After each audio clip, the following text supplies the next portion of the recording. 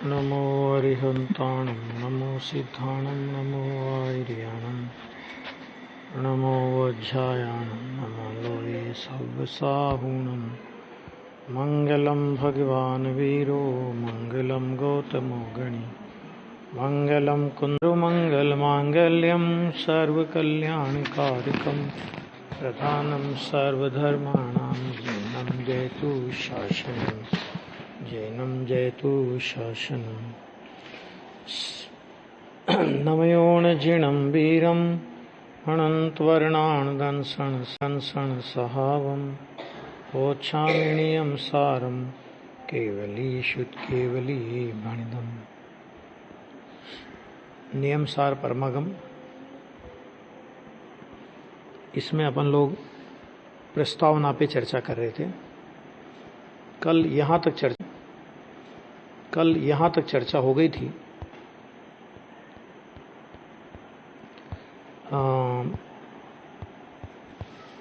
धर्म शुक्ल ध्यान ये आ गया था ना। ऐसा एक भी मोक्ष के कारण रूप भाव नहीं है जो परमात्म तत्व के आश्रय से देंगे। आज परमात्म तत्व के आश्रय से अन्य ऐसे भावों को व्यवहार प्रतिक्रमण, व्यवहार प्रत्याख्यान आदि शुभ विकल्प रूप भावों को मोक्ष मार्ग कहा जाता है।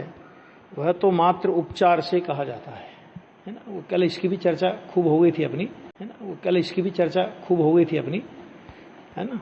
अभी देखो, परमात्म तत्व के मध्यम कोटि के अपरिपक्व आश्रय के समय उस अपरिपक्वता के कारण साथ साथ जो अशुद्धि रूप अंश विद्यमान होता है, वह अशुद्धि रूप अंश ही व्यवहार प्रतिक्रमणादि अनेकानेक शुभ विकल्पात्मक भावों रूप दिखाई देता है। ये बिंदु कल अपना स्पष्ट हुआ था, है ना। यहां तक हो गया था ना कि कैसे व्यवहार उसको कहा जाता है। व्यवहार से नहीं है, वो व्यवहार से उसको बंध रूप भाव को मोक्ष मार्ग रूप भाव कहना, उसका नाम व्यवहार है। व्यवहार से मोक्ष मार्ग है राग, ये बात नहीं है। ये सब बिंदु पर चर्चा हुई थी। अब देखो यहां से, अब वह अशुद्धि अंश वास्तव में मोक्ष मार्ग कैसे हो सकता है। जो बंध का कारण है, सीधा वो बंध का कारण कभी भी मोक्ष का कारण तो हो नहीं सकता। कैसे हो सकता है, प्रश्नवाचक डाला है।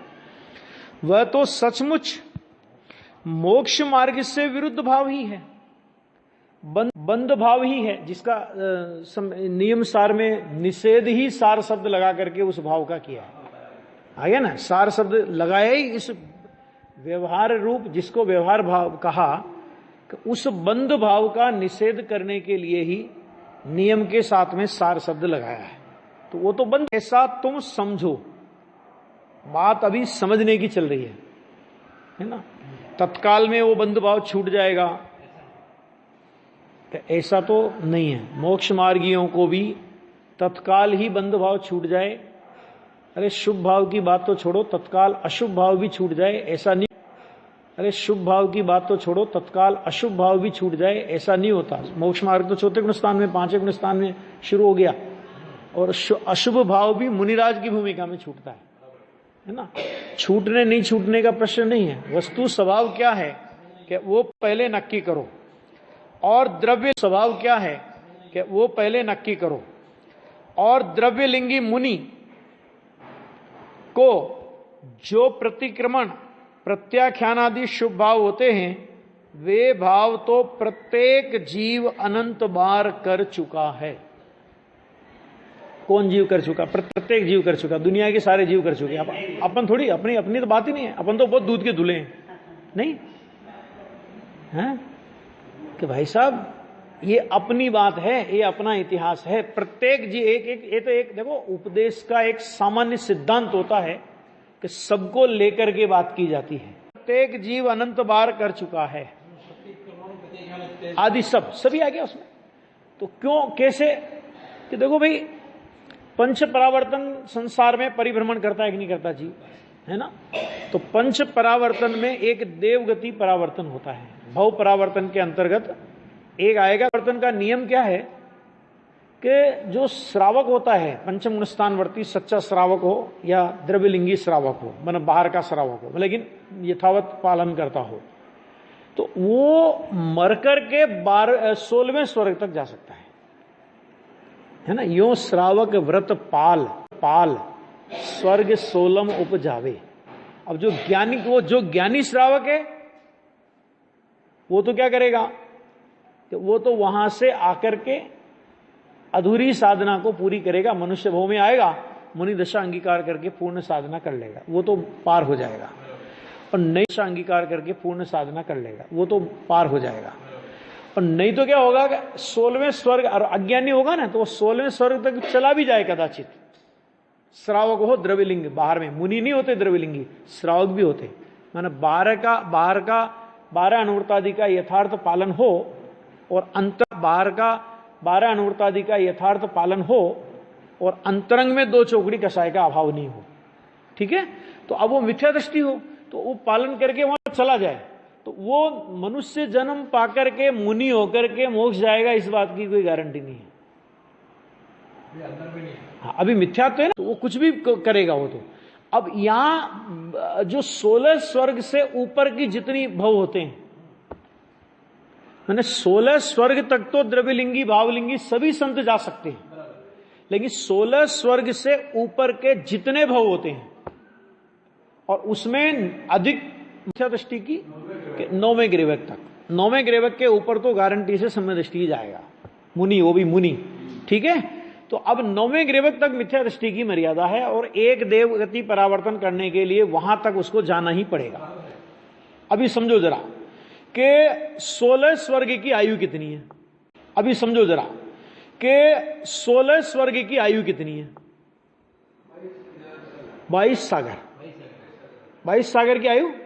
अब 22 सागर एक समय की आयु अगर होगी तो 22 सागर एक समय की आयु के लिए मुनि, फिर क्या होगा कि फिर 22 सागर एक समय के जितने समय होते हैं, सुन लेना जरा अभी, कि 22 सागर एक समय के जितने समय होते हैं उतनी बार 22 सागर एक समय की आयु वाली देवगति में जाए, उतनी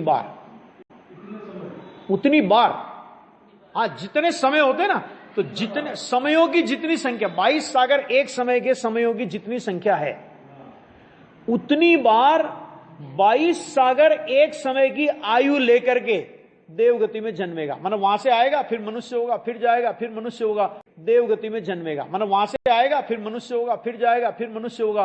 तो ऐसा तो है नहीं कि वो उसके लिए वो तैयार बैठा ही है कि 22 सागर एक समय के लिए हर बार जाएगा, ऐसा कुछ नहीं। इधर उधर के भव आते हैं वो गिनती में नहीं है। जब 22 सागर एक समय के जितने समय हैं उतने भव 22 सागर एक समय के धारण कर ले समय, और फिर 22 सागर दो समय के जितने समय उतने भव 22 सागर दो समय की आयु के करे। ऐसे करते करते करते करते 31 सागर, 33 सागर में ज्ञानी जाएगा, 31 सागर तक के भव करेगा वो।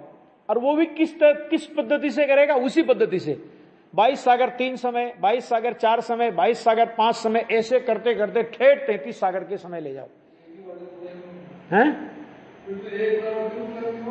अनंत परावर्तन हो चुके, एक की बात नहीं है, क्योंकि जीव अनादिकाल से है। समझ में आ गया? अब सोचो जरा कि अब इतनी बार पंच परावर्तन में भटकने वाला जीव द्रव्यलिंगी मुनि बने बिना नहीं जा सकता। एक नियम गुरुदेव के प्रवचन में मैंने पढ़ा, वो शक्तियों के प्रवचन में चल रहा है, बहुत अच्छा विषय है उसमें। तो उसमें उन्होंने कहा कि सबसे कम भव किसके, 4 गति में सबसे कम भव किसके? तो उन्होंने कहा मनुष्य के, कि मनुष्य के भव सबसे कम होने पर भी अनंत भव हो चुके। अब एक मनुष्य का भव और उसके सामने असंख्य गुणे अनंत नरक गति के भव, माना नरक गति के भव मनुष्य गति से असंख्य गुणे अधिक है। ठीक है, माना एक, ठीक है, माने एक मनुष्य का भाव होगा तो उसके एवज में उधर कितने हुए? असंख्य भाव नरक के हो गए, तब एक मनुष्य का भाव मिला। आगे और बढ़ो कि अब नरक के जितने भाव हैं उससे असंख्य गुणे भाव देवगति के हैं। एक नरक का भाव असंख्य देव के भाव। एक मनुष्य, कैलकुलेशन समझ लेना, एक मनुष्य का भाव असंख्य नरक के भाव, एक नरक का भाव असंख्य देव के भाव। और अब एक, और वो भी असंख्य भी अनंत बार मिल चुके। गजब बात यह है, वो तो एक के सामने अनंत असंख्य कह रहे हैं अपन, ऐसे अनंत बार मिल चुके। अब इधर एक देवगति का भाव और उसके सामने अनंत तिर्यंश के भाव। तिर्यंश के भाव अनंत है, अनंत। एक यही तो विशेषता है। क्या विशेषता है? कि नरक गति, देवगति और मनुष्य गति, माने सबसे कम मनुष्य गति, उससे असंख्य गुणे नरक गति, उससे असंख्य गुणे देवगति, और उससे अनंत गुणे। देखिए अनंत गुणे क्यों? क्योंकि तिर्यंश में निगोद शामिल है। हाँ, निगोद है ना, और निगोद में तो एक बार गया तो 2.5 पुद्गल परावर्तन रह जाना पड़ेगा, और एक पुद्गल परावर्तन के अनंत में भाग में अनंत कल्पकाल बीतते हैं, और एक कल्पकाल 20 कोड़ी सागर का होता है। लगा लेना गणित। कल्पकाल 20 कोड़ी सागर का होता है। लगा लेना गणित। समझो कि मिथ्यात्व का फल जीव ने सबसे अधिक भोगा है, वो मिथ्यात्व का फल भोगा है। उससे कम पुण्य का फल भोगा है, उससे कम पाप का फल भोगा है, उससे कम पाप का फल भोगा है, उससे कम स्वभाव की सरलता, मतलब जो मनुष्य गति के योग्य होती, उसका फल भोगा है। इसका मतलब क्या? कि पाप के फल से असंख्य गुना अधिक पुण्य का फल भोगा है, और पुण्य के फल से अनंत गुना अधिक मिथ्यात्व का फल भोगा, मिथ्यात्व का फल भोगा है। अरे ये पुण्य और पाप का फल जिस समय भोग रहा है, मिथ्यात्व तो उस समय भी चल रहा है, उसका फल तो उस समय भी चल रहा है। मतलब मिथ्यात्व तो कंटिन्यूटी में है। समझ में आ गया? अब जब ये भोगा, अब सुनो इसको, ये तो भोगने की बात की अपन ने। ये जब भोगा तो कुछ किया होगा, तभी तो भोगा होगा। कम भाव, मनुष्य गति के योग्य भाव जीव ने सबसे कम किए। नरक गति के भाव मनुष्य गति के भाव की अपेक्षा से अधिक किए, असंख्य गुणे अधिक किए। अच्छा, नरक गति के योग्य भावों की अपेक्षा देवगति के भाव असंख्य गुणे अधिक, अपेक्षा देवगति के भाव असंख्य गुणे अधिक किए, और देवगति से, नरक गति से, मनुष्य गति से, तीनों मिला लो, इनसे अनंत गुणे अधिक भाव तिर्यंश गति के योग्य अर्थात मिथ्यात्व के किए। सोचो जरा, ये परावर्तन तिर्यंश में मायाचारी, मिथ्यात्व से बड़ी मायाचारी कोई है ही नहीं।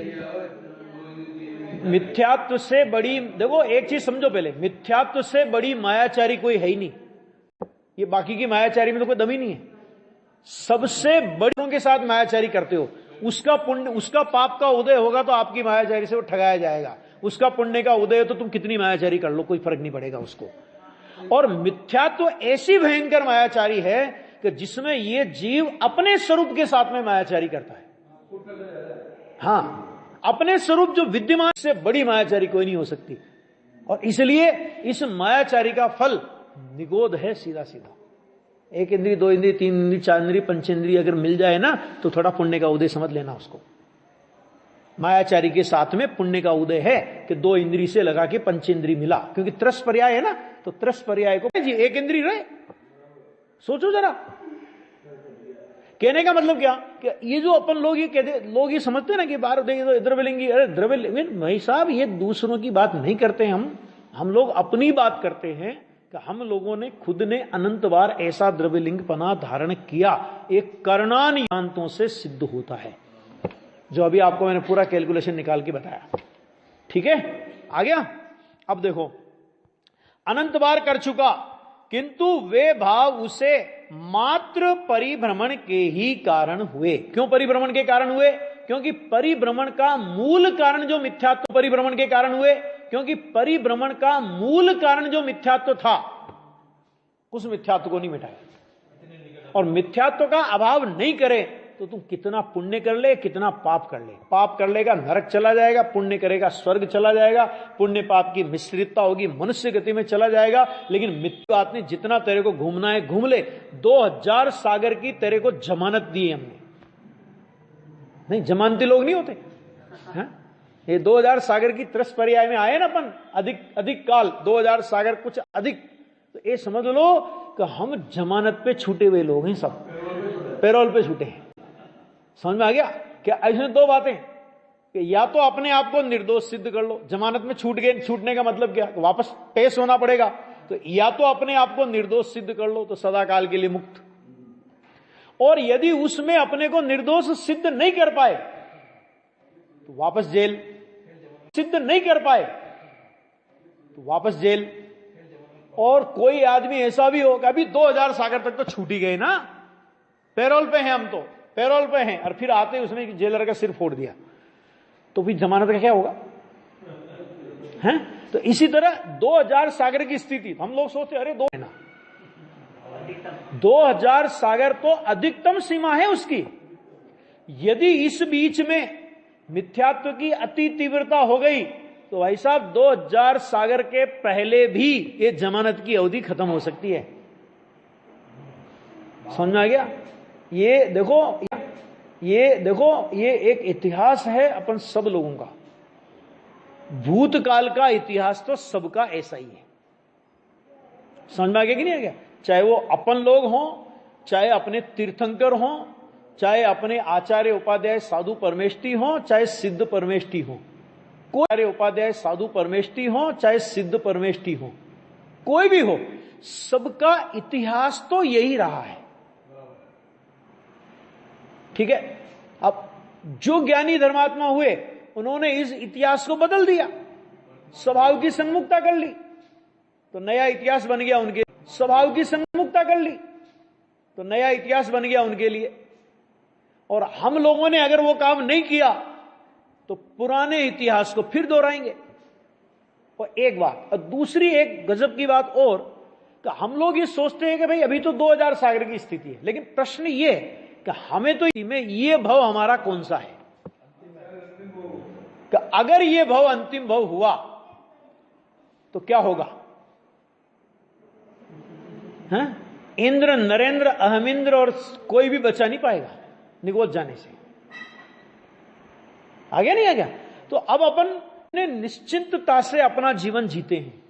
एक 100 रुपए का नोट जेब में से गिर जाए, उसका जितना विकल्प होता है, 100 रुपए से भी गया बीता है आत्मा, तो उसका जितना विकल्प होता है, 100 रुपए का नोट गिर गया कहीं, मंदिर आ रहे थे और मंदिर आते समय रास्ते में गिर गया और मंदिर में याद आया मंदिर के गेट रहे थे, और मंदिर आते समय रास्ते में गिर गया और मंदिर में याद आया मंदिर के गेट खोला और याद आया, तो फिर पहले भगवान के दर्शन नहीं होंगे, पहले नोट के दर्शन करने जाएंगे अपन।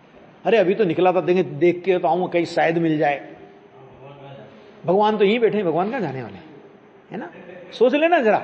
तो अभी आत्मा किस भाव बिका है हमारे लिए? आ गया कि वे भाव उसे मात्र परिभ्रमण का ही कारण हुए। ये जो देखो, जो ज्ञानी जन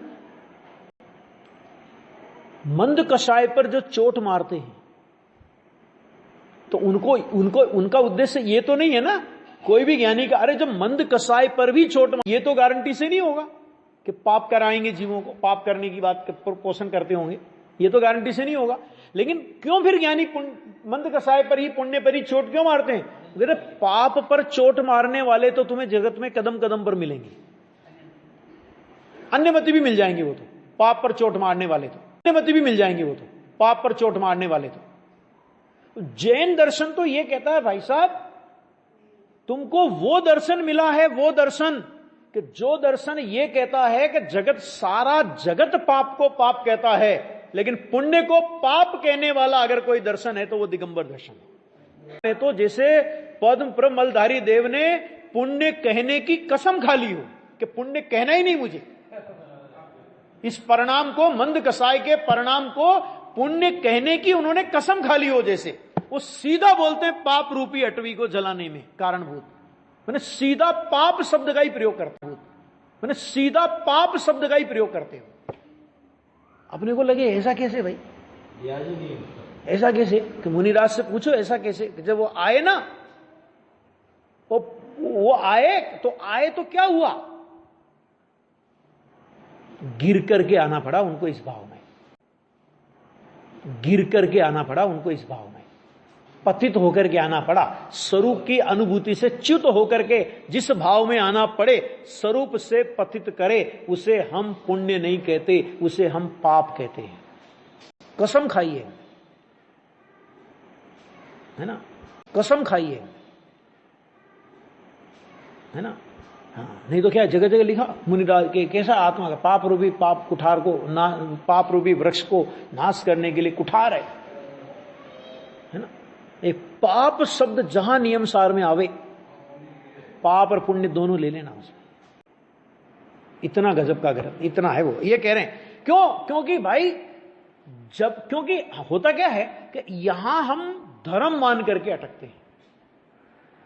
क्या होता है, पाप में आप पाप करते हैं, मान लीजिए आपको कभी ऐसा विकल्प आया कि ये पाप है, बहुत बढ़िया है।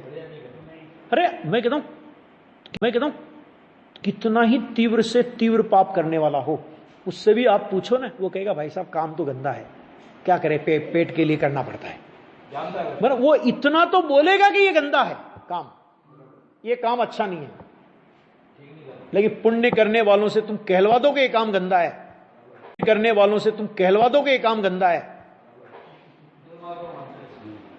पुण्य को धर्म नहीं कहने वालों को गाली देते तो मिलेंगे लोग आपको, लेकिन पुण्य को गंदा है ये परिणाम।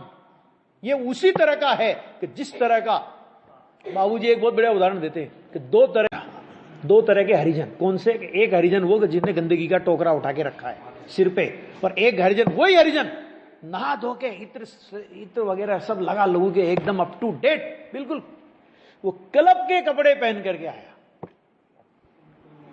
जेंटलमैन बन के आया। चलो अभी क्या करें, मैन बन के आया, चलो अभी क्या करें, कौन सा अच्छा है बताओ, कौन सा अच्छा है। मैं नहीं कह रहा हूं, बाबूजी कह रहे हैं, युगल जी, उनके प्रवचन आज ही सुने मैंने। मेरे को तो कोई अच्छी बात लगती है मैं आपको बता देता हूं। बोलो क्या वो दो हरिजनों में से कौन सा हरिजन अच्छा है? दो हरिजनों में से कौन सा हरिजन अच्छा है? हरिजन कह रहे हो पुण्य को, अरे हरिजन नहीं, पुण्य को मल और मेल कहा है। तुम तो हरिजन, वो तो मल के टोकरे वाले हरिजन की तुलना तो हमने पाप से की है। आचार्य देव ने तो पुण्य को मल कहा है कि नहीं, वो अरे भाई साहब, पुण्य भी भार रूप है और पाप भी भार रूप है। आप ये क्यों भूल जाते हो? इसके लिए उसको धर्म नहीं कह सकते। आगे बात समझ में है? हाँ, चांड और लिखा है ना, सब शास्त्रों में है। बामन को एक घर राख्यो है, बामन कहा तीन मध्य मांस त्याग किनो, चांडाल कहा तीन मध्य मांस चाख्यो है। ये सब हुआ, लेकिन ये बताओ कुल कौन सा है उनका? चांडाल का कुल है। अरे रावण और विभीषण दोनों भाई थे ना, दोनों भाई थे, सहोदर। एक ही वृत्ति और प्रवृत्ति में अंतर था, थोड़ा दिखता था। तो वृत्ति और प्रवृत्ति एक सीता जी का हरण करके ले आया, और दूसरे ने क्या किया, उसे समझाया कि भाई ऐसा गलत काम मत कर, तो लात मार के बाहर कर दिया उसे। ठीक है, रामचंद्र जी के पास आया तो रामचंद्र जी से पद्म पुराण में कहलवाया रविसेन आचार्य ने उनसे। रामचंद्र जी विचक्षण बुद्धि थे, उनकी वृत्ति और प्रवृत्तियों से परिचित थे कि रावण की वृत्ति और प्रवृत्ति क्या है और विभीषण की क्या है, वो समझ गए। तो उन्होंने कहा कि आता है आने दो, रहता है रहने दो, लेकिन उसके प्रति सावधान रहना। क्यों सावधान रहना? कि जल के और कुल के मिलते देर नहीं लगती। समझ आ गया? कि जल के और कुल के मिलते देर नहीं लगती। समझ आ गया? क्या मतलब? ज्ञानी जन पाप रूपी रावण से एकदम दूर हट जाते हैं। पुण्य रूपी विभीषण उनके घर में उनके साथ कुछ काल तक रहता है। लेकिन जब रामचंद्र जी अयोध्या गए तो विभीषण को कहां का राज दिया, ये बताओ? राक्षस कुल का है तो तू लंका के राज के लायक है। इसी तरह ये पुण्य है ना, ये पाप तो राक्षस है ही, ये पुण्य भी राक्षस है। और इसको भी राक्षस कुल का लंका का राज दे देना, माने इसको आश्रव में इसका अंतर्भाव करना। समझ में आ गया? हाँ, ये तो मैंने घर नहीं, ऐसा नहीं, वो लोग भड़क जाएंगे, ऐसा हो जाएगा। भड़के तो बढ़िया है, नहीं भड़के तो अच्छा है ना। मैं कह रहा बुरा लगे, अरे बुरा लगेगा तो ठीक है, सुधर जाएगा ना जीव। बुरा नहीं लगता इसलिए तो नहीं सुधरता। मिठास से अंदर मिठास रहेगा। संसार पंडित जी से पूछा ना, साहब ऐसा हो, ऐसी बातें कहोगे तो फिर लोग छोड़ देंगे। पंडित जी से पूछा ना, साहब ऐसा हो, ऐसी बातें कहोगे तो फिर लोग छोड़ देंगे। तो पंडित जी ने कहा गधा मिश्री खाने से मर जाए, तो मनुष्य मिश्री खाना छोड़े? ऐसा तो होता नहीं। कि होगा क्या कि कुछ नहीं, पहले वो नरक में जाता, अभी पहले वो स्वर्ग में जाता, मंद कसाय थोड़ी करता मान लो, तो थोड़ा स्वर्ग में चला जाता। फर्क क्या पड़ा? अंत तो गत्वा तो निगोच जाएगा ना। अब निगोच जाएगा तो वाया स्वर्ग होके जाए कि वाया नरक होके जाए, इसमें क्या फर्क पड़ता है? इसमें बोलो कोई फर्क पड़ेगा? हा? कि वाया स्वर्ग होके जाए कि वाया नरक होके जाए, जाएगा वहां, है ना। इसलिए घबराने की। और उन्होंने पंडित जी लिखा तो, और अध्यात्म का मूल तत्व का उपदेश यदि सभा में नहीं होगा, सभा शब्द का प्रयोग किया है, तो मोक्ष मार्ग का मूल तो वहां है ना। ये देखो, ये यहां पे लिखा, वह भाव उसे मात्र परिभ्रमण का ही कारण हुए हैं, क्योंकि परिभ्रमण का ही कारण हुए हैं, क्योंकि परमात्म तत्व के आश्रय बिना आत्मा के स्वभाव परिणमन अंश भी न होने से, आत्मा का स्वभाव परिणमन तो अंश मात्र भी नहीं हुआ। क्यों? क्योंकि यदि अंश मात्र होता तो मिथ्या दृष्टि कहां होता? तो अंश मात्र भी न हो, क्योंकि यदि अंश मात्र होता तो मिथ्या दृष्टि कहां होता? तो अंश मात्र भी न होने से उसी मोक्ष मार्ग की उसे मोक्ष मार्ग की प्राप्ति अंश मात्र भी नहीं होती। कोई समझेगा भाई साहब इतना किया है ना, इतना कर रहे हैं ना। देखो, ज्ञानियों ने कहने में तो कोई कसर नहीं रखी। हमको जो बाहर की क्रियाओं पर और उन पर जो थोड़ा वो अच्छा रस लगता है ना, भाई इतना तो करते हैं, इतना तो करते हैं। अब दीपचंद जी कासलीवाल से पूछो, अध्यात्म पंच संग्रह में कि तुम नग्न रहने की बात करते हो तो नग्न तो पशु भी रहते हैं, लौच की बात करते हो तो उन्होंने कहा कि भेड़ के भी नोच होते हैं। ऐसे ऐसे शब्दों का प्रयोग किया है। क्यों? क्योंकि जीव वहां अटकता है। एक तो वहां अटकता है, पहली बात तो खुद अटकता है, वहां अटकता है, पहली बात तो खुद अटकता है, और दूसरी बात बाहर में वैसा वेश देखे ना किसी का तो ऐसा आकर्षण होता है दूसरों का, अरे गजब गजब, अपने से तो अच्छे हैं अपने। अरे भाई साहब, आपको ये पता है कि जैन दर्शन में अच्छे और बुरे के आधार पर निर्णय नहीं होता। जैन दर्शन में सच्चे और झूठे के आधार पर निर्णय होता। नहीं बताओ कि तुम कितने अच्छे हो, और फिर तुमसे अच्छे वे हैं, मैंने तुमसे गुणाकार में ज्यादा है ना, मतलब क्या हुआ कि हम बिगड़े हुए तो वे महा बिगड़े हुए। ये हुआ इसका मतलब। क्यों गाली दे रहे हो? हमसे अच्छा कह के गाली क्यों दे रहे हो भैया? नहीं है समझ आया कि नहीं है? देखो यहां पे कि आश्रय की प्राप्ति अंश मात्र भी नहीं होती। स्वयं जिनेंद्रों की दिव्य ध्वनि का संक्षेप, देखो क्या कहा, जिनेंद्रों की दिव्य ध्वनि का संक्षेप और हमारे स्व संवेदन का सार यह है कि, आचार्य भगवान ने जो कहा उसको, वेदन का सार यह है कि, आचार्य भगवान ने जो कहा उसको इन्होंने शब्द दिए कि सारे जिनेंद्र परमात्मा की दिव्य ध्वनि का सार, और हमारे स्व संवेदन का सार यह है। क्यों जी? आपने कैसे नक्की किया? आप तो, हम कुंद भगवान से पूछे कि साहब आपने तो केवल सिमंदर भगवान को देखा, तो आप ये गारंटी कैसे दे सकते हो कि सारे तीर्थंकर भगवंतों की दिव्य ध्वनि का सार यही है? हाँ, आपके स्व संवेदन की बात हम मान लेते हैं, लेकिन सारे तीर्थंकर भगवंतों की दिव्य ध्वनि का सार यही है कि ये आप कैसे कह सकते हो? इतने दावे के साथ कैसे कह सकते हो? तो भाई साहब, एक ज्ञानी के अभिप्राय में अनंत ज्ञानियों का अभिप्राय सम्मिलित है। एक तीर्थंकर ने कुछ कहा और दूसरा तीर्थंकर कुछ कहे और तीसरा तीर्थंकर कुछ कहे, ये जैन दर्शन की सत्यता नहीं है। फिर यहां पता नहीं है, फिर यहां पर अनंत ज्ञानी, और ऐसा भी नहीं कि उनमें आपस में कोई पहले उन्होंने मीटिंग बुला ली कि देखो भैया अपन सब लोग मिलके एक ही बात बोलना है, अपन सब केवली हैं, तो अपन आपस में झूठे नहीं पड़ जाएं। ऐसा हुआ कुछ? मीटिंग हुई होगी उनकी, कोर कमेटी की मीटिंग हुई होगी तीर्थंकरों की, उनका कि चलो अपन मीटिंग करते हैं, अपन को क्या बोलना है। ऐसा होता है? अरे भाई, एक तीर्थंकर कब हुए? आदिनाथ कब हुए? और आदिनाथ के बाद अजितनाथ कितने वर्षों के बाद हुए? लगाओ जरा, आधा चतु का बीत गया, हुए ना। लेकिन जो वाणी तीर्थंकर अरिहंत आदिनाथ की दिव्य ध्वनि में आई, वही वाणी अजितनाथ की में आई, वही वाणी महावीर स्वामी में आई, वही वाणी सिमंदर स्वामी में आई, वही वाणी अगली 24 में महापद्म तीर्थंकर राजा सैनिक होंगे, उनकी वाणी में आएगी, वो होंगे उनकी वाणी में आएगी, वही वाणी हमारे गुरुदेव तीर्थंकर होंगे तो उनकी वाणी में आएगी। बोलो अभी क्या बोले? सारे तीर्थंकरों का एक मत है, कोई अलग नहीं है किसी का। जितने आचार्य होते हैं, कुंद आचार्य से लगा के देखो, कथन की शैली में अंतर हो सकता है। पद्म पुराण वाले रविशरण आचार्य वाले कुंद आचार्य देव जो है ना, वो अध्यात्म के माध्यम से तत्व बताएंगे। नेमिचंद सिद्धांत चक्रवर्ती गोमट सार के आधार पे तत्व बताएंगे, और रतनकर्ण श्रावकाचार्य वाले समंतभद्र स्वामी चरणान योग के आधार से तत्व बताएंगे। अनयोग की पठन पद्धति में अंतर हो सकता है, लेकिन ज्ञानियों के अभिप्राय में अंतर नहीं हो सकता है, लेकिन ज्ञानियों के अभिप्राय में अंतर नहीं हो सकता। क्या? तो हमारे स्व संवेदन का सार यह है कि भयंकर संसार रोग की एकमात्र औषधि, पहले तो ये संसार रोग लगता है कि नहीं लगता? देखो अपन पूजा करते हैं तो क्या बोलते हैं उसमें? रोग लगता है कि नहीं लगता? देखो अपन पूजा करते हैं तो क्या बोलते हैं उसमें? कौन से रोग की बात करते हैं अपन?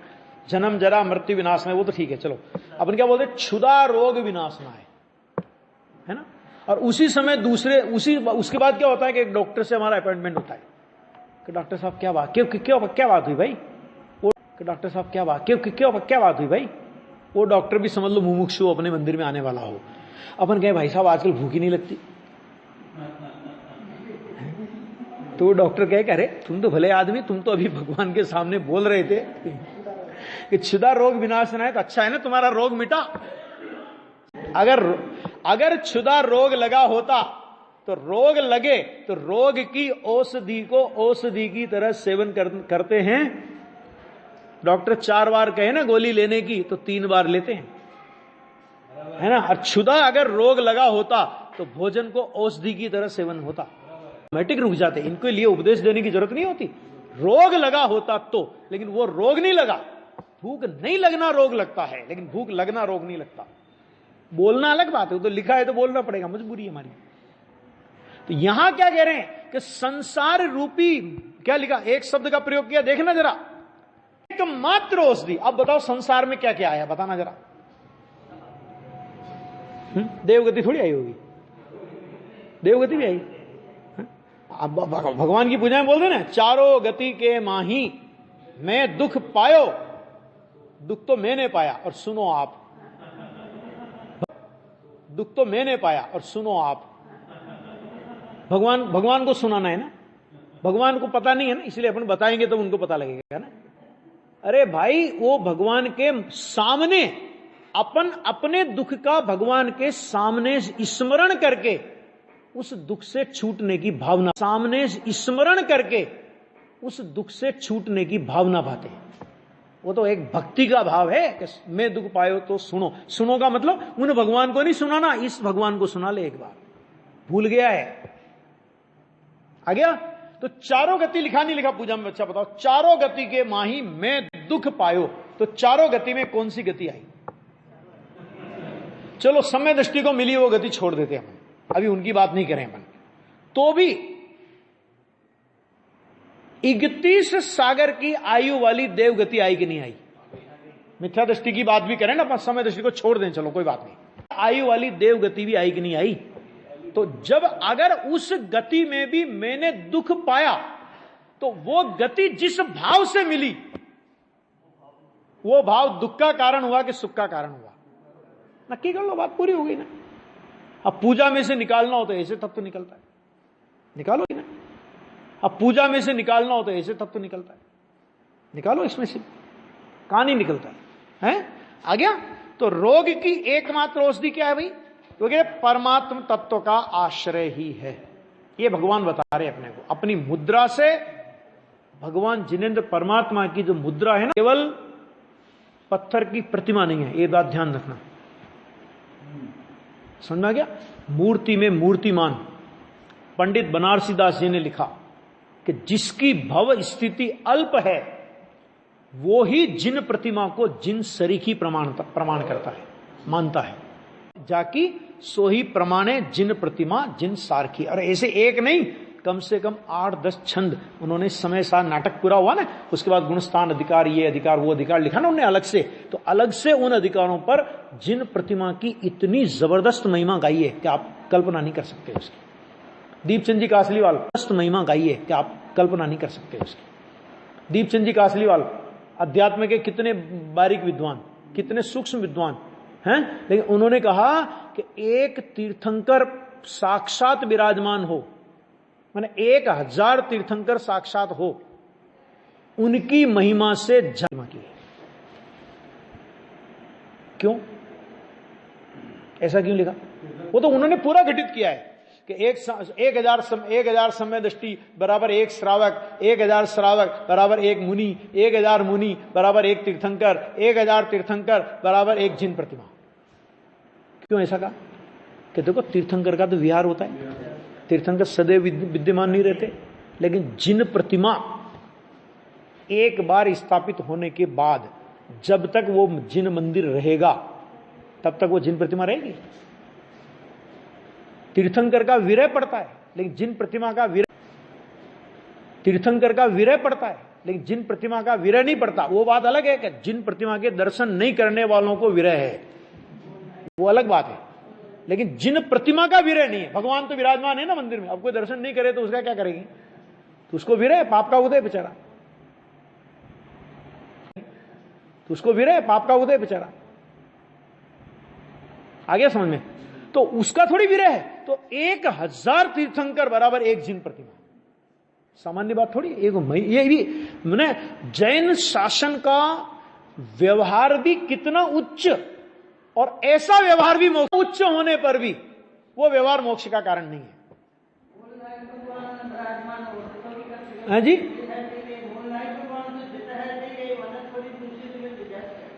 वो तो परिस्थितियां होती है, उसमें कोई वो अपना विषय भी नहीं है। प्रतिष्ठाचार्य देखते कभी कोई परिस्थिति होती है, चल प्रतिमा, अचल प्रतिमा, अचल प्रतिमा को भी नहीं, वो तो अस्थायी वेदी थी। लेकिन स्थायी वेदी के बाद भी मान लो आपको मंदिर का जीर्णोद्धार कराना है या XYZ कोई भी ऐसी परिस्थिति बन गई, तो चल प्रतिमा को भी, हाँ चल प्रतिमा को भी स्थानांतरित करने का विधान है। सामान्य रूप से नहीं स्थानांतरित करने का विधान है, सामान्य रूप से नहीं करते, लेकिन परिस्थिति हो तो होता है। कोई भी ऐसा डूब में गांव आ गया, कोई ऐसा मान लो जैसे अभी अपने मंदिर दूसरा बनाना है, या मान लो अपने को कोई ऐसा मान लो भूकंप आ गया, कभी हुआ ना गुजरात में भूकंप आया, दरार पड़ गई, वो तो प्रतिमा बची रही, तो अभी क्या करे उसको? वो करना ही पड़ेगा, वो उसका विधान भी है, वो अपना सब्जेक्ट भी नहीं है, वो प्रतिष्ठाचार्यों का सब्जेक्ट है वो। देखो, जब तक जीव की दृष्टि, क्या कहा? जब तक जीव की दृष्टि ध्रुव अचल परम पर तत्व पर न पड़कर क्षणिक भावों पर रहती है, तब तक अनंत उपायों से भी उसकी कृतक औपाधिक हिलोरें, माने उसके द्वारा की जाने वाली औपाधिक हिलोरें अर्थात शुभाशुभ विकल्प शांत नहीं होती, अर्थात शुभाशुभ विकल्प शांत नहीं होती। कितना भी कर ले लेकिन नहीं होगा। क्षणिक भावों पर दृष्टि है ना, जब तक स्वभाव पर दृष्टि नहीं है तब तक उसका कभी भी उसकी वो हिलोरें शांत नहीं होगी। शुभाशुभ भाव है ना, हो शांत शुभाशुभ ज्वालाएं, बोलते नहीं बोलते पूजा, बोलते ही नहीं बोलते, हो शांत शुभाशुभ ज्वालाएं, ज्वालाएं बोल रहे हैं। और उसमें मजा आ रहा है, नहीं ये तो चंदन की ज्वाला है, तो जो चंदन की ज्वाला में जलो, लगाओ हाथ उसमें, बड़े ठंडा आएगी ना, उसमें ठंडक आएगी। नीम की हो चाहे चंदन की हो, भाई साहब आग है, जलाएगी। किंतु जहां उस दृष्टि को परमात्म तत्व रूप ध्रुव आलम्बन हाथ लगता है। क्या? पर उस दृष्टि में क्या लगे उसको? आलम्बन कौन हाथ लगे? कि परमात्म तत्व रूप ध्रुव। क्योंकि देखो ध्रुव तो और पदार्थ भी है। क्या? जगत का परमाणु भी ध्रुव है। ध्रुव तो और पदार्थ भी है। क्या? जगत का परमाणु भी ध्रुव है। पुद्गल ध्रुव है, पुद्गल ध्रुव है ना। दूसरों का आत्मा भी ध्रुव है। हमें उनके ध्रुव का मतलब नहीं है, हमें हमारा ध्रुव परमात्म तत्व उसका आलम्बन हाथ लगता है। वहां उसी क्षण कितना रोकड़िया धंधा है धर्म का। जीव दृष्टि अपेक्षा से कृत्यता का अनुभव करता है। श्रद्धा अपेक्षा से मोक्ष हो गया उसका। कृत्यता का मतलब होता है मोक्ष। नहीं ये तो ज्यादा हो गया थोड़ा, हम नहीं कह रहे। 320 नंबर की गाथा समय सार जयसेन आचार्य देव की टीका, उसमें पढ़ो। दृष्टि मोक्ष शब्द पहली बार उस ग्रंथ में पढ़ने को आपको मिलेगा। दृष्टि मोक्ष माने सम्य दर्शन हुआ ना, मिथ्यात्व से मुक्त। दृष्टि मोक्ष माने सम्य दर्शन हुआ ना, मिथ्यात्व से मुक्त हुआ। उसके बाद चारित्र मोह गया, मोह मुक्त हुआ। उसके बाद अर्यंत दशा हुई, जीवन मुक्त हो गया। मैंने अब नया जन्म नहीं होगा, गारंटी है। क्यों? क्योंकि 11वें गुणस्थान में चारित्र मोह जाकर के गारंटी है। क्यों? क्योंकि 11वें गुणस्थान में चारित्र मोह जाकर के मोह मुक्त तो हो जाता है उपशम की अपेक्षा से, लेकिन वापस गिर जाएगा वो। लेकिन जब केवल ज्ञान हो गया, अनंत दशा आ गई, अब नया जन्म नहीं होगा, गारंटी है। और जब देह छूट गई अनंत भगवान की, है ना, तो फिर हो गया देह मुक्त मोक्ष। लेकिन बड़ा मोक्ष है अंदर में, और वो है त्रिकाली ध्रुव शुद्धात्मा।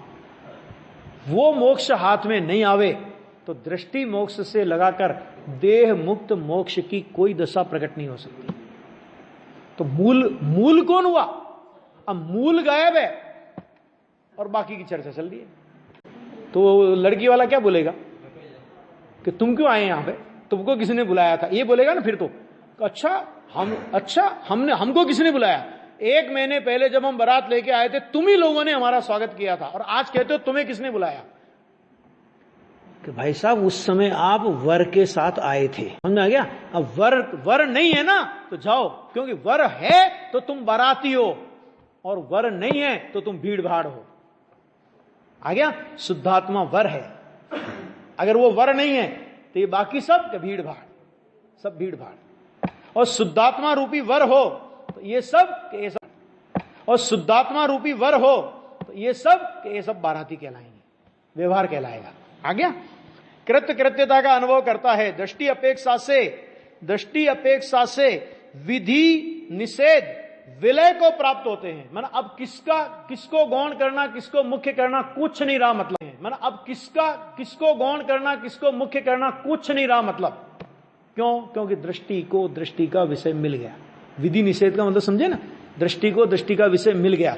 तो अब उसको ये भी नहीं है कि किसका आश्रय नहीं करना। कई बार अपन उदाहरण देते हैं ना, वो स्वयं उदाहरण देते हैं ना, वो स्वयंवर में वो राजकुमारी ने एक राजकुमार के गले में वरमाला डाल दी। अब दूसरे की ओर देखना, उसे देखना है, हो गया ना पूर्ण? कि नहीं अभी तो इतने आए, तो उनको देखो तो सही भाई। भले 500 बैठे, तुमने 251 नंबर पे वरमाला डाल दी, लेकिन 200 मुझे क्या मतलब? 500 को देख करके भी एक को छांटना था, तो मेरा ये छट गया, इसके गले में वरमाला डाल दी। तो दृष्टि ने जब त्रिकाली ध्रुव के गले में वरमाला डाल दी, अब वो दूसरे का ये उसकी ओर नजर भी नहीं जाती दूसरे की। क्यों? दृष्टि तो बड़ी आलसी है। नजर भी नहीं जाती दूसरे की। क्यों? दृष्टि तो बड़ी आलसी है। एक बार पसरी सो पसरी, अब वो दूसरी झांकती भी नहीं। वो ज्ञान देखे कि ये है ये नहीं है, वो ज्ञान जाने। दृष्टि नहीं होता कुछ भी। विधि निषेध विलय को प्राप्त होते हैं। अपूर्व समरस भाव का वेदन होता है। अपूर्व, आज तक नहीं हुआ। अपूर्व समरस भाव का वेदन होता है। निज स्वभाव भाव रूप परिणमन का प्रारंभ होता है। ये हो गया मंगलाचरण हुआ ये। और कृतक औपाधिक हिलोरें, माने की जाने वाली शुभ, ये तो ये सब हिलोरें क्रमशः शांत होती जा। क्रमशः शब्द क्यों लगाया? एकदम सारा राग नहीं जाएगा, मिथ्यात्व के साथ में अनंतानुबंधी जाएगा। अभी सारा राग एक साथ नहीं गया, लेकिन क्या हुआ कि सारे कसायों के रिजर्वेशन हो गए, जाने के कसायों के रिजर्वेशन हो गए, जाने के टिकट बन गए, सबके कंफर्म हो गए, सबके टिकट, वेटिंग नहीं है अब, सबके टिकट कंफर्म है ना। कि वो प्रत्याख्यान कहती है, अप्रत्याख्यान कहती है कि बस अगला स्टेशन मेरा है भाई, अगले नंबर में अगला स्टेशन मेरा है भाई, अगले नंबर में मुझे जाना है। कि फिर अगले लौट में प्रत्याख्यान कहती मुझे जाना है। संजलन कहती हम थोड़ा धीरे धीरे जाएंगे, तो 8वें गुणस्थान में ये जाएगा, 9वें में ये जाएगा, 10वें में ये जाएगा, लेकिन जाएंगे, सबका नक्की हो गया। वही कह रहे हैं इस निरंजन निज परमात्म तत्व के आश्रय रूप मार्ग से ही सर्व मुमुक्षु भूतकाल में पंचम गति को प्राप्त हुए हैं, वर्तमान में हो रहे हैं और भविष्य काल में होंगे। ये 41 गाथा का टुकड़ा, इतना सा टुकड़ा लिया है। वर्तमान काल में विदेश क्षेत्र आदि से हो रहे हैं। यह परमात्म तत्व सर्व तत्वों में एक सार है। 54 नंबर का कलश। त्रिकाल निरावरण नित्यानंद एक स्वरूप है, स्वभाव अनंत चतुष्टय से सनात है। ये टीका के अनंत चतुष्टय से सनात है। ये टीका के टुकड़े टुकड़े ऐसे कैसे उठा के डाले इसे, आ गया। सुख सागर का ज्वार है, क्लेशोदधि का किनारा है, चारित्र का मूल है, मुक्ति का कारण है, सर्व भूमिका के साधकों को वही ए भव्य जीवो। इस परमात्म तत्व का आश्रय करके तुम शुद्ध रत्न त्रय प्रकट करो, और इतना न कर सको तो सम्यक दर्शन तो अवश्य ही करो। वह दशा भी अभी अभूतपूर्व तथा